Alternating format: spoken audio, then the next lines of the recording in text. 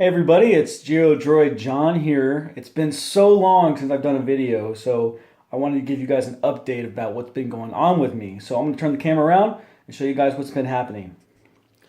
Okay, so this is my den right now. I'm still living in Central Valley of California, and I got the Printrbot Dual Metal Plus here. Two nozzles, one's taken off at the moment. I've been making a lot of stuff out of this thing. Once I got it up and running, I had some Z probe issues, and I've been working without that auto probe that they advertise so often, but I still get it to work. I got some good prints here. I got the big Eagle Globe and Anchor that I've been trying to get ready. I wanted to print a good version. It still had some layer issues there. Been trying to work out what's going on there. Maybe the belts were too tight or too loose. This is an earlier filled version of that. As you can see, I flattened it out to make the print go a lot faster. This was going to be like 15 hours or something, a ridiculous long time. I had a coin sorter. Still need to print the backboard so that it can slide down.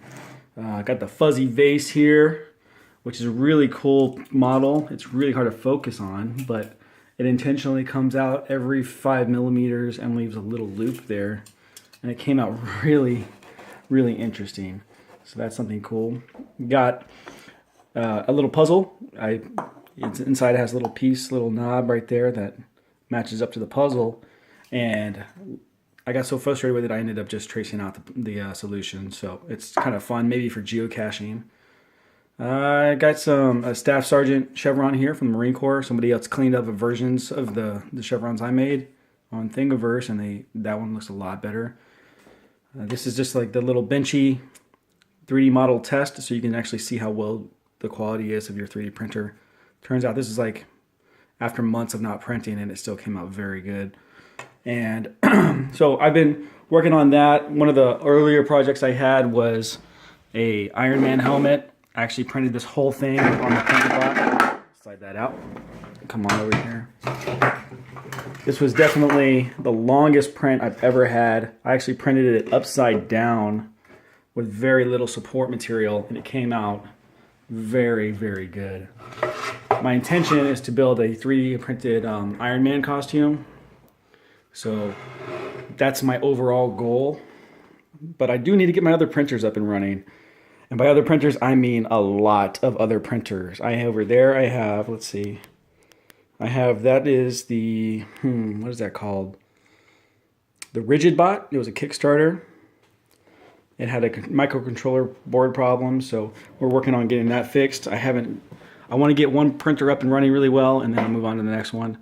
It has ribbon cables, which I hate. I don't know why they went for ribbon cables, but they're very finicky, so we're going to get that fixed.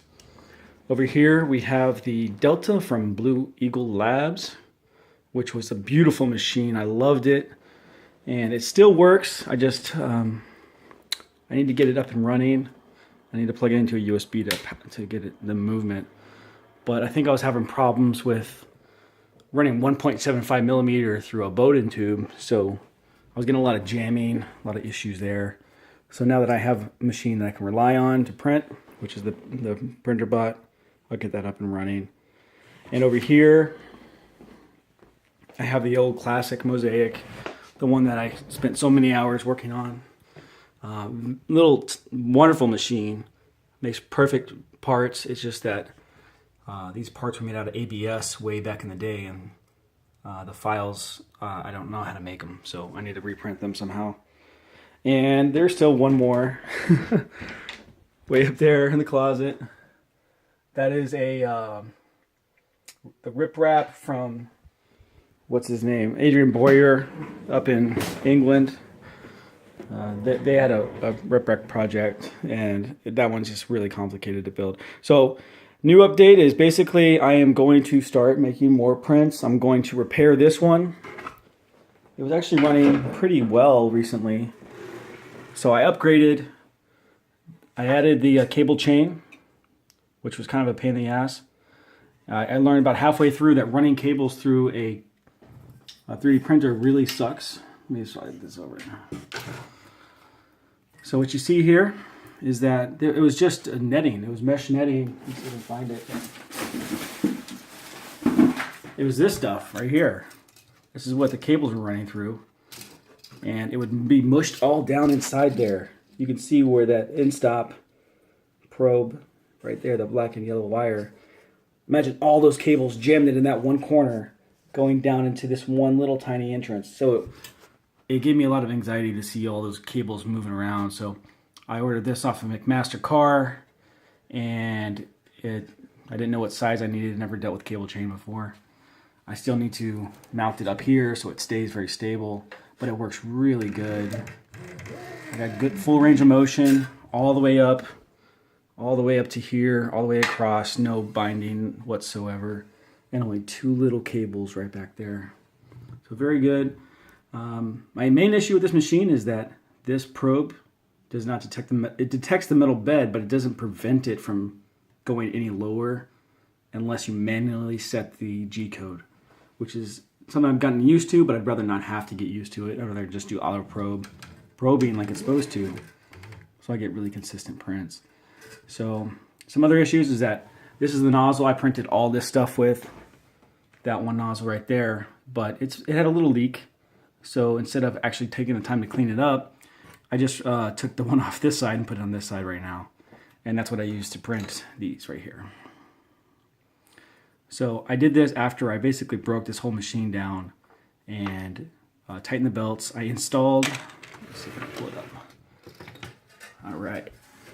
Can you see that? I installed the insulated bed from way back in the day. They were supposed to ship it out, but they didn't. This machine's from 2014, so yeah, it's been around a while. And that leads me to this, is that I thought a lot of these problems I was having with shifting, all these shifting issues I was having, was because my print bed was too loose, the belts. So I gradually tightened them over time, more and more, until the point it got to, I was like, it's still a little weird. I think it was this, not this one. I had this printing shifting issue. So I was like, I'll just tighten a little bit more. And then it just kind of came off the belts. So I got extra GT2 belts laying around. I'll just throw that bad boy on there. And now I did a lot of research on how to tension belts, and I will be really great at that now. And this is what 3D printing is really about. It's about collecting skills as you go. And my skills have definitely gone up, as you guys can see on the videos that have changed so much over several years. Oh my God, like 6 years maybe? So thank you for all my viewers out there that have kept the subscriptions. I really appreciate it. There will be more to come. I know you guys love seeing me fail as much as I succeed, which I do both probably equally. So the failures just emphasize the success even more. There will be more to come, and stay tuned. Have a great weekend. Bye.